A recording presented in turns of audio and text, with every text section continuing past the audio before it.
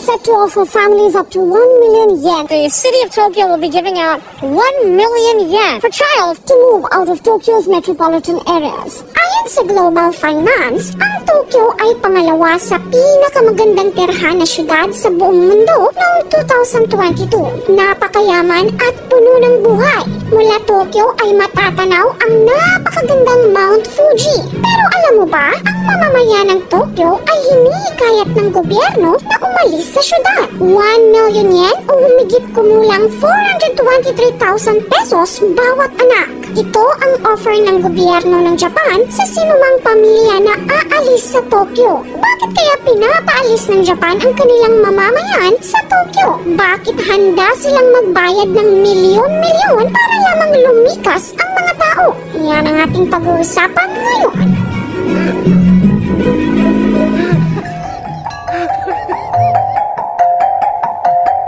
Tokyo ay ang capital city ng Japan. Ito ay pangalawa sa pinakamayamang syudad sa buong mundo noong 2022. Pero sa kabila nito, may programang isinusulong ngayon ang Japan na nanghihikayat sa kanilang mamamayang lisanin ang Tokyo.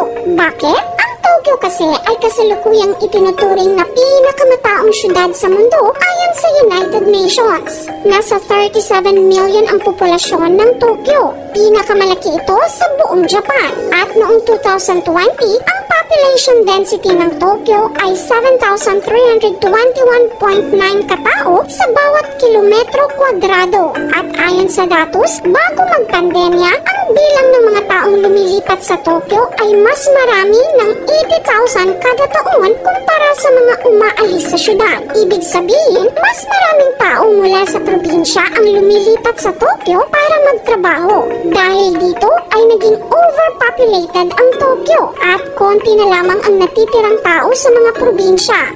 8.5 million na kabahayan ang inabandona at wala nang nakatira. Sanayon nga ng Nagoro sa Timog Japan, mas mababa sa 30 ang natitirang residente nito noong 2019. Ang pinakabatang residente ay 50 anyos na.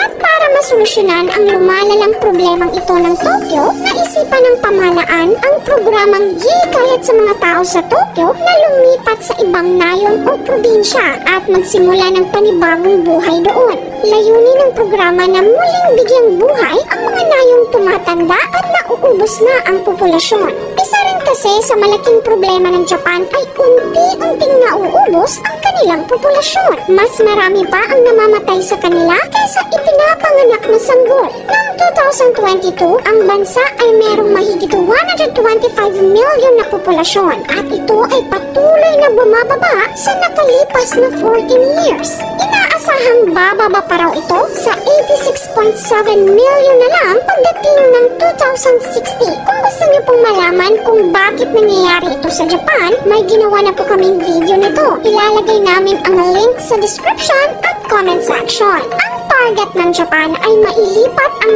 10,000 na mamamayan ng Tokyo papunta sa ibang lugar. Pero ano nga ba ang mga requirements para makasali sa programang ito at makuha ang ayuda? Bago natin yan alamin, nagustuhan niyo po ba ang content natin ngayon? Kung oo, ay mag-comment po kayo ng yes! Programang ito ng Japan ay nagsimula noong 2019. Ang naging offer nila ay 300,000 yen o humigit kumulang 126,000 pesos. Pero ngayon, tinaasan na ito ng gobyerno na ipapatupad ngayong April 2023. Ang mga pamilya na nakatira sa Tokyo, kasali na ang mga single parents, ay makakatanggap ng 1 million yen o humigit kumulang 420,000 pesos bawat anak kung lilipat sila sa nayon na konti lamang ang populasyon. Marahil iniisip ng iba, ang swerte naman ng mga taga-Tokyo. Lilipat ka lang ng tirahan ay magkakapera ka na. Pero hindi ganun kadali makuha ang 1 million yen dahil may mga requirements din itong kailangan. Ayon sa programa, ito ay para lang sa mga anak na may edad 18 pababa. Pwede din yung mga lagpas 18 years old na pero nag-aaral pa ng high school. Ang maaaring mag-avail nito ay yung mga naninirahan lamang sa 23 na pangunahing wards o mga munisipalidad ng Tokyo. Kabilang rin ang mga naninirahan sa ibang bahagi ng metropolitan area at mga katabi maging prefectures ng Saitama, Chiba at Kanagawa. Kailangan din na ang pamilya ay manirahan sa lilipatang nayon sa loob ng 5 taon. Kapag umalis ng wala pang 5 taon, kailangan nilang ibalik ang pera. Bukod dito, mahalagang requirement din ang magiging ambag nila sa ekonomiya ng lilipatang nayon. Kailangan din kasi nilang pumasa sa isa sa mga criteria. Maaari silang magtrabaho sa lilipatang lugar. Maaari ding ipagpatuloy nila ang kanilang trabaho sa Tokyo sa pamamagitan ng remote setup o kaya naman ay maaari silang magtayo ng negosyo sa bagong lilipatan.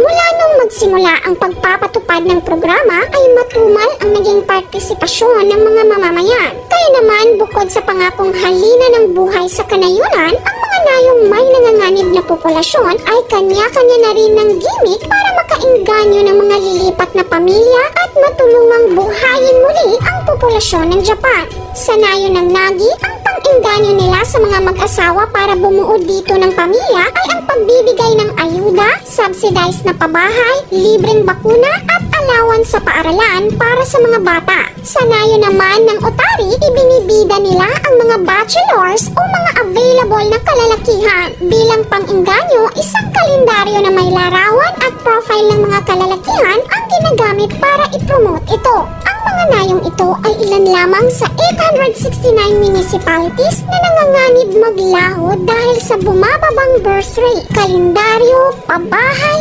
bakuna o 1 million yen na ayuda. Gaano man kamahal ang gimmick o programa, ang mahalaga ay ang layunin na mailigtas ang mga nayong posible nang nabura.